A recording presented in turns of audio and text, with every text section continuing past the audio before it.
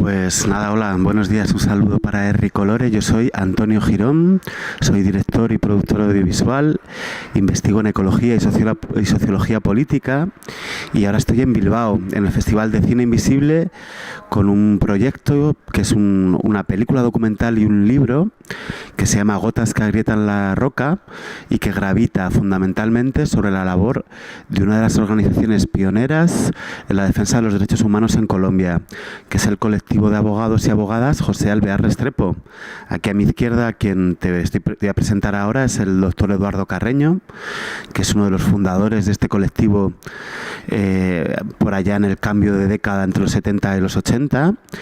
Y bueno, pues una persona que es también a su vez, ¿no?, por su experiencia y por su trabajo, pues una de las pioneras, ¿no?, en el trabajo en defensa de derechos humanos en Colombia, que te puede presentar y comentar con mucho más conocimiento que yo, pues en qué consiste pues lo que estamos haciendo en Bilbao ahora, estos días. Carreño. Yo soy Eduardo Carreño Wilches, de la Corporación Colectivo de Abogados José Alvear Restrepo, que es una organización defensora de presos y perseguidos políticos, y representamos víctimas de crímenes de Estado en los diferentes procesos que se adelantan en Colombia, porque el ejército colombiano o los organismos de seguridad del Estado se han asociado con grupos paramilitares y han cometido innumerables masacres de los sectores populares. Esto lo hacemos desde más o menos 1980 para acá. En una época anterior al 80 iniciamos algunos trabajando defendiendo a los trabajadores o defendiendo sindicatos o defendiendo movimientos indígenas, y en esa época se decretó el estado de sitio en Colombia y se asignó a la justicia penal militar, entre comillas, el juzgamiento de los civiles en consejos verbales de guerra, por cuanto se argumentaba que dado el surgimiento de organizaciones armadas en Colombia en contra del Estado, todo el movimiento popular fue criminalizado y se detuvo en esa época a muchos colombianos. Se generalizaron los procesos de tortura en instalaciones militares, y allí fueron llevados muchos de los clientes que nosotros teníamos en el movimiento sindical o en el movimiento estudiantil o en el movimiento indígena, y por esa vía entramos a defender presos y perseguidos políticos, pues porque no había en ese momento nadie más que lo hiciera, es decir, no habían abogados especializados en el tema, y como habíamos iniciado esta carrera, pues por esa vía comenzamos a defenderlos. Bueno, la situación cambió, es decir, el juzgamiento de los civiles por los militares duró hasta 1987, cuando la Corte Suprema de Justicia determinó que ningún civil podía ser investigado ni juzgado por los militares, sino que debería hacerse en la jurisdicción ordinaria y por el juez natural, en este caso, que es un juez civil. A su vez, el Estado cambió su argumentación y asignó y creó jurisdicciones especiales. En esa época se creó la jurisdicción secreta, que es una institución en la cual los magistrados, los fiscales, las pruebas son secretas, pero lo único que es seguro es la condena. Es decir, eso se grafica en estos términos porque cualquier sindicado que aparezca está en una condición de total desventaja frente a unos organismos de inteligencia que manejan las pruebas reservadas o secretas, que uno no sabe ante quién se está defendiendo, dado que los fiscales presentan pruebas que no aparecen con firmas, testigos que uno no sabe quiénes son y que no puede interrogar, sino simplemente le entregan un documento con una declaración y una huella digital que uno no sabe de quién es. Y en esas condiciones se garantizaban solamente las condenas. Después, esta jurisdicción termina en el año 97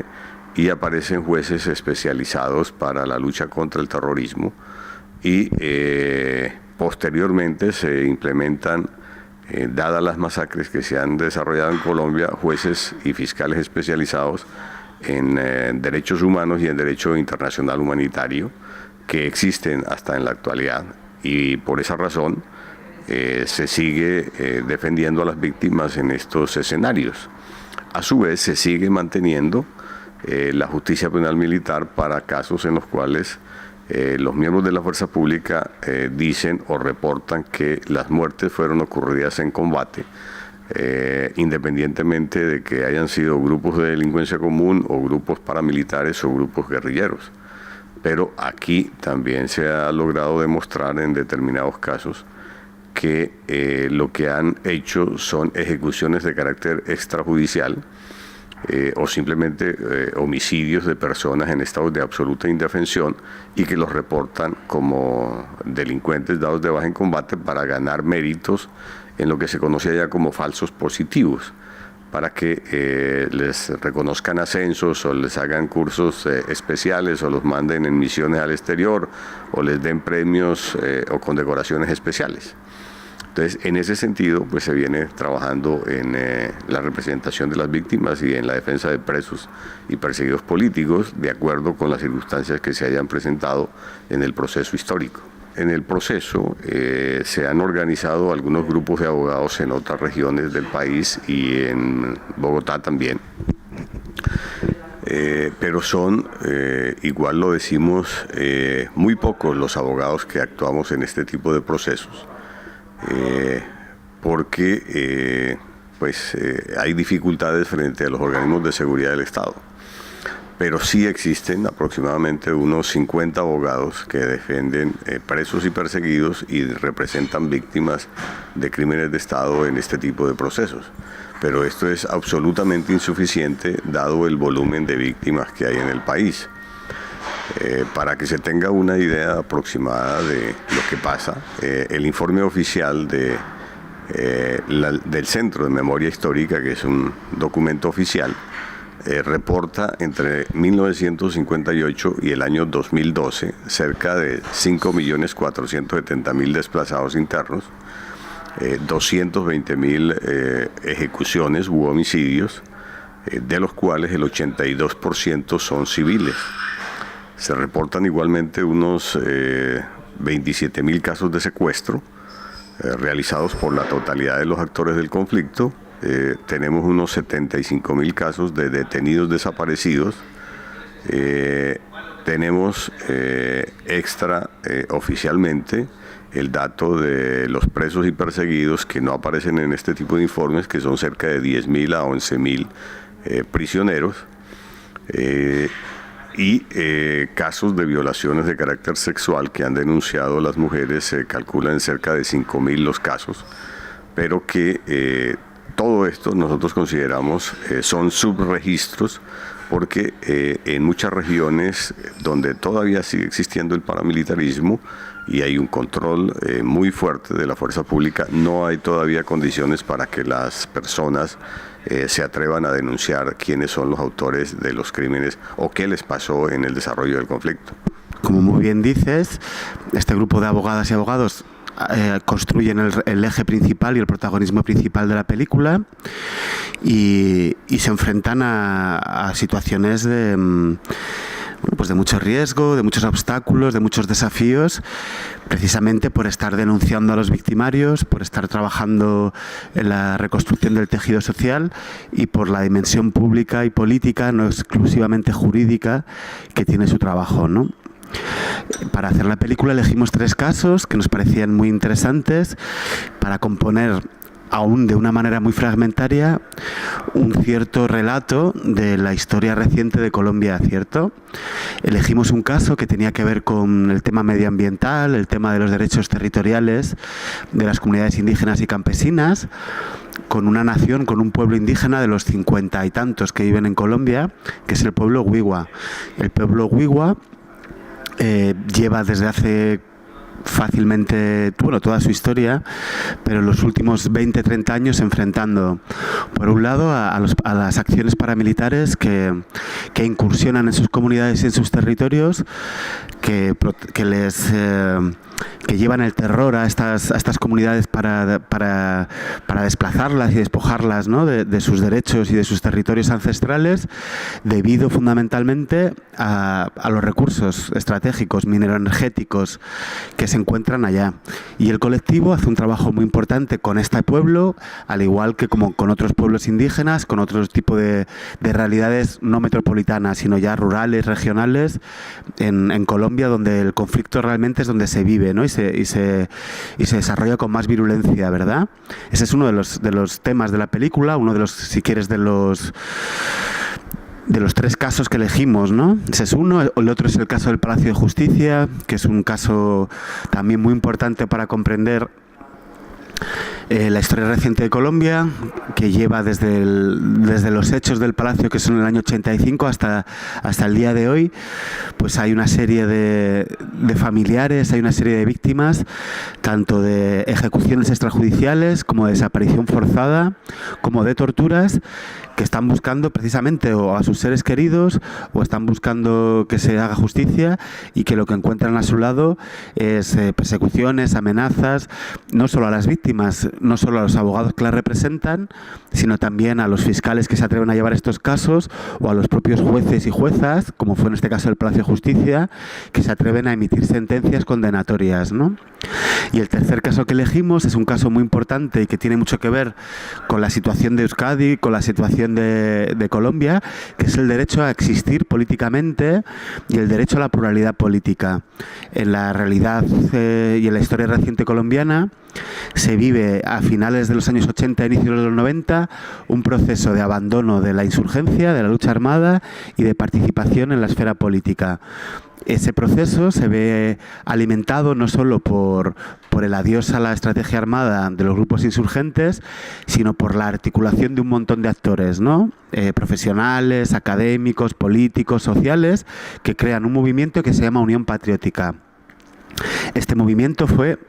exterminado. Ahora hay en la Corte Interamericana de Derechos Humanos más de 6.000 casos de personas que, por ser activistas o simpatizantes o vecinos o familiares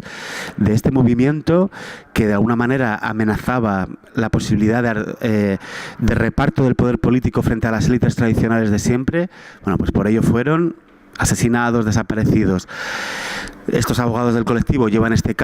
muchos de estos casos, y en concreto el que trata la película es el de un senador, ¿no? Esta Unión Patriótica, este movimiento, adquiere representación en los municipios, en las gobernaciones, en el Congreso,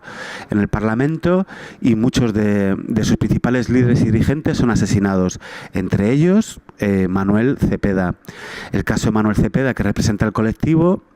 un asesinato del año 94, por ahí en el año 2006-2008, ahora no recuerdo muy bien, después de agotar el intentar acceder a justicia en el sistema nacional, llega a un sistema internacional de justicia. Bueno, pues esto de alguna manera así muy rápida son los casos que elegimos con la película,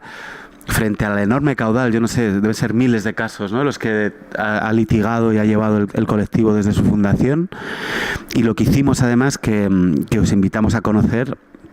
no fue solo esta película, sino un libro, una publicación, con un prólogo de José Saramago y con la participación de abogados y abogadas del colectivo, de otros actores del mundo del derecho, del activismo y de la Academia de Colombia, y también del ámbito internacional. Algunos de ellos, pues yo creo que bien conocidos por la sociedad civil de Euskadi, ¿no?, como puede ser abogados, juristas catalanes que están ahora promoviendo procesos muy interesantes, ¿no?, como Guañé en Barcelona, que son Jaume Asens y Gerardo Pisarello, gente que trabaja en Amnistía Internacional, en Human Rights Watch, gente de la academia como Sami Nair, ¿no?, que ahora está en la Universidad Pablo de Olavide de Sevilla, gente como el filósofo italiano Toni Negri, como el Premio Nobel de la Paz Adolfo Pérez Esquivel. Bueno, propusimos un diálogo multidisciplinar para comprender mejor la realidad de Colombia desde diferentes puntos de vista y desde diferentes contextos, no exclusivamente del Estado colombiano. colombiano, y además toda la investigación que tuvimos el privilegio de hacer, de poder entrevistar a gente como Eduardo durante muchas horas y a muchos otros y otros hombres y mujeres, ¿no? que nos permitían conocer muchas cosas que no, por una cuestión de síntesis, no podíamos plantear en la película, pues lo planteamos en una publicación que recoge entrevistas, diálogos, pero también una serie de crónicas. Sí, ¿no? Yo creo que la producción cultural puede tener todos los formatos y dimensiones que existan y que nos podamos inventar, y que además cuando uno realiza una investigación, ¿no? Seguro que a ti te pasa también, ¿no? Ahora estarás con nosotros un rato escuchando un montón de cosas, tú tienes que hacer tu síntesis y muchas veces hay mucho aprendizaje, mucha experiencia que lamentablemente por la economía, por la jibarización, ¿no? Como señala Pascual Serrano, ¿no? de los lenguajes audiovisuales, que son más directos, si quieres, y pueden llegar más a la gente, pero hacen que mucho de lo que hemos aprendido se pierda. Entonces lo que intentamos hacer con la publicación fue que todo ese trabajo sedimentara, ¿no? Precisamente yo creo que yo soy muy apasionado también de la palabra escrita, aunque fundamentalmente trabajo con el lenguaje audiovisual, pero creo que hay una dimensionalidad de lo escrito que permite como algo más reposado, más tranquilo, más a tu propio ritmo, ¿cierto? Que no tienes que ir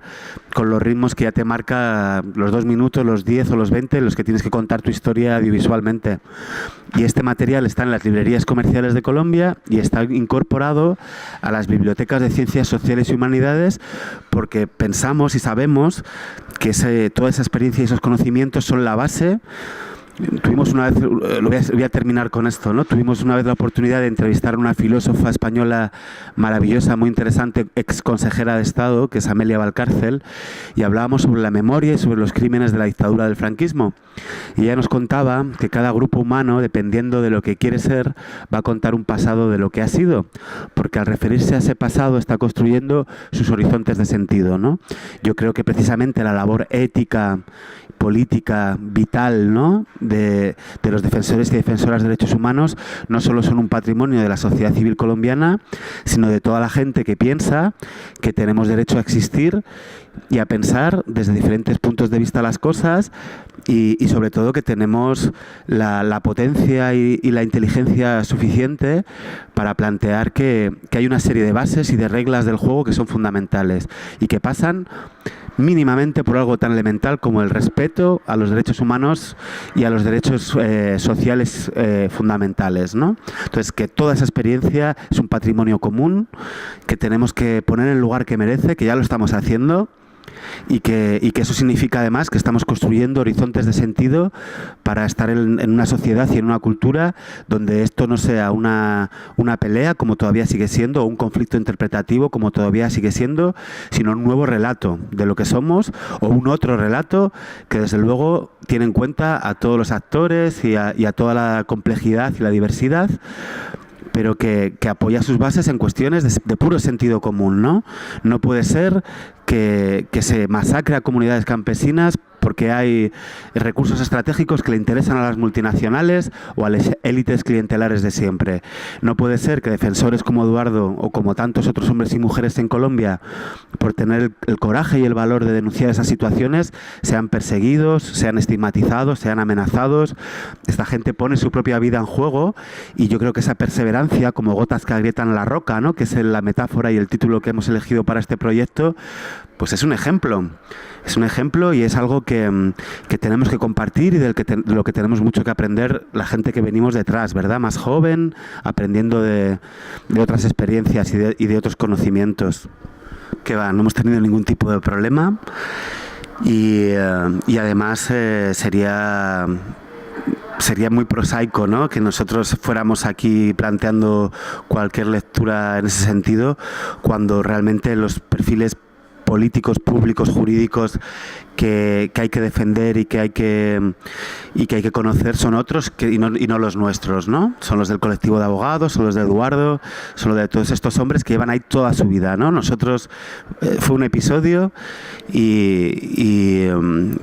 ahí estaremos y ahí seguiremos, ¿no? Seguimos muy conectados con la realidad de Colombia, seguimos trabajando con ella y produciendo todas las mediaciones que sean necesarias para que fuera de Colombia también se conozca este trabajo y estos itinerarios, ¿no?, que tienen tanto que enseñarnos, ¿no? Sí, hemos acudido a muchísimos festivales y presentaciones por todo el mundo. Solo este mes de octubre estamos en Indonesia, Nueva Zelanda, en Estados Unidos. Estamos aquí en el Festival Cine Invisible de Bilbao, que muy amablemente nos ha invitado. Y estamos en la MIDBO, la Muestra Internacional Documental de Bogotá. De hecho, esperamos que hoy sea un buen jueves, un jueves mágico, porque estamos en 2 secciones oficiales a concurso, optando a premios que reconozcan el trabajo documental que hemos realizado en materia de derechos humanos, en el caso de este festival, y en un ámbito no tan restringido a la cuestión social o a la cuestión de derechos humanos, estamos en la competencia oficial de una muestra que es de las más importantes de América Latina, que es la Muestra Internacional Documental de Bogotá. Y antes y después, pues seguimos en órbita, en presentaciones, festivales, de la industria cultural, del tejido social, del tejido político, las organizaciones sociales y también en diferentes televisiones, ¿no?, donde estamos compartiendo este trabajo y bueno, pues y ahí seguiremos, ¿no?